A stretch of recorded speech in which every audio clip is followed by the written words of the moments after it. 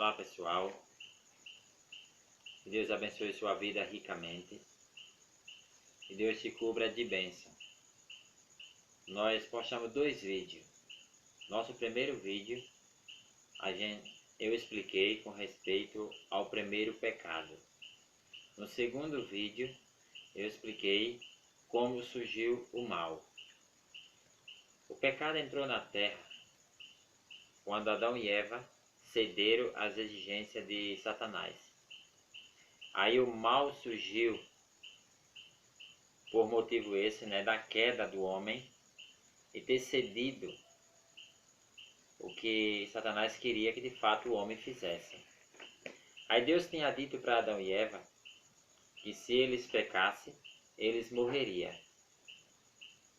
Mas a Bíblia não registra o momento exato, Adão pecando, Adão morrendo. Mas de que morte então Deus está falando? Deus estava falando da morte eterna. Morte essa que todos aqueles que não entregarem as suas vidas ao Senhor Jesus Cristo irão participar dessa morte. Aquela morte que se encontra em Mateus 25, verso 46. Está escrito: irão esses para a vida eterna, porém o justo, os pecadores, os ímpios, para o castigo eterno. É dessa morte que Deus estava falando, a morte eterna. Mas por que então que o ser humano ele pode não participar da morte eterna? O que aconteceu? Eu fico, amigo, feliz porque Deus é maravilhoso e Deus ama o pecador de tal maneira que não deixou o ser humano sozinho, não deixou o ser humano perecer. O que Deus fez então para tirar o ser humano dessa situação? Nosso texto se encontra em João capítulo 3, versículo 16. Está escrito: porque Deus amou o mundo de tal maneira que deu seu Filho unigênito, para que todo aquele que nele crê não pereça, mas tenha vida eterna. Eu e você teria como consequência natural do pecado a morte eterna.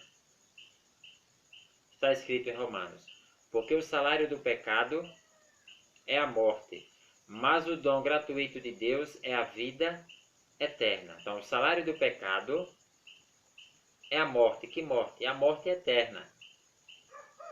Mas o dom gratuito de Deus é a vida eterna. Eu deveria participar da morte eterna, mas Cristo pagou a minha dívida. Jesus pagou a sua dívida. Jesus morreu a morte que eu deveria morrer. Jesus sofreu o que eu deveria sofrer, para que eu pudesse ter direito à vida eterna. Então nós fazemos uma pergunta. Cristo morreu. Isso quer dizer que todos os pecadores, eles serão salvos? Se aceitar Jesus Cristo, sim. Se entregar a vida a Jesus, todos serão salvos. Mas se não entregar a vida a Cristo, o sacrifício de Cristo não tem poder sobre pessoas que não creem, que não aceitam, que não entregam a vida a Jesus Cristo. A salvação foi escancarada para que todos pudessem usufruir.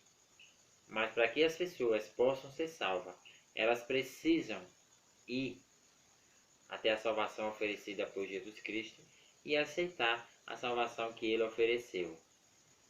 O sacrifício de Cristo, ele é eficiente na vida de todos aqueles que entregam a vida a Jesus Cristo. Mas na vida de quem não entrega, ele não é eficiente. O sacrifício de Jesus Cristo, que ele possa fazer sentido na sua vida, que você possa, desde agora, desse momento, começar a sentir o gosto da vida eterna, porque a vida eterna foi comprada por Jesus, para mim e para você. Basta que nós acreditemos, basta que nós creia, basta que nós aceite inteiramente no sacrifício de Cristo, na morte expiatória de Jesus Cristo, como nosso único meio de salvação. Eu merecia a morte, você merecia a morte eterna.